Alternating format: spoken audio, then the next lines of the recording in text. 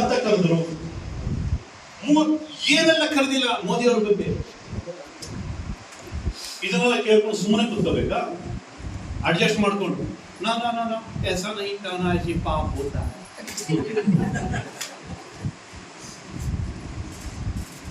वो लोग कहते हैं, हम क्या कहेंगे?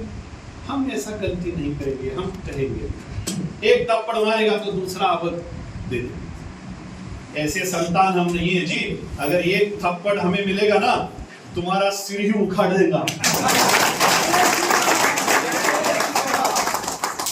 ನಮ್ಮದು ವೀರ ಸಂತಾನ, ನಮ್ಮದು ಹೇಡಿಗಳ ಸಂತಾನ ಅಲ್ಲ.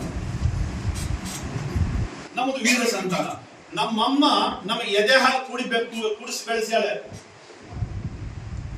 ಯಾವುದೋ ಬೇವರ್ಸಿ ಹಾಲಲ್ಲ.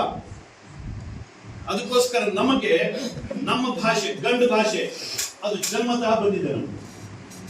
ನೀವು ಏಕವಚನದಲ್ಲಿ ಮಾತಾಡಿದ್ರೆ ನಾವು ಏಕವಚನದಲ್ಲಿ ಮಾತಾಡ್ತೀವಿ. ಸಿದ್ದರಾಮಯ್ಯನವರೇ, ಮೊದಲು ಸಭ್ಯತೆಯನ್ನ ನೀವು ಕಲ್ತ್ಕೊಳ್ಳಿ. ಸಭ್ಯತೆಯನ್ನ, ಸಂಸ್ಕೃತಿಯನ್ನ ನೀವು ಕಲ್ತ್ಕೊಳ್ಳಿ. ದುರಹಂಕಾರದ ಪತ್ರಕರ್ತರಿಗೆ, ಅಲ್ಲಿರುವಂತಹ ಶಾಸಕರಿಗೆ ಯಾವ ರೀತಿ ಏಕವಚನದಲ್ಲಿ ಬೈತಾ ಇದ್ದ ಮನುಷ್ಯ. ನಮಗಾಗಲ್ವಾ? ನಮ್ಮ ಹತ್ರ ತಾಕತ್ತಿಲ್ವಾ? ಇವತ್ತು ನಾವೇನೋ ಹೇಳಿದ್ರೆ ಅಯ್ಯೋ ಪಾಪ ಪಾಪ ಪಾಪ ಅಂತಾರೆ. ನೀವು ಮಾಡಿದ ಸರಿ ಇದ್ದ?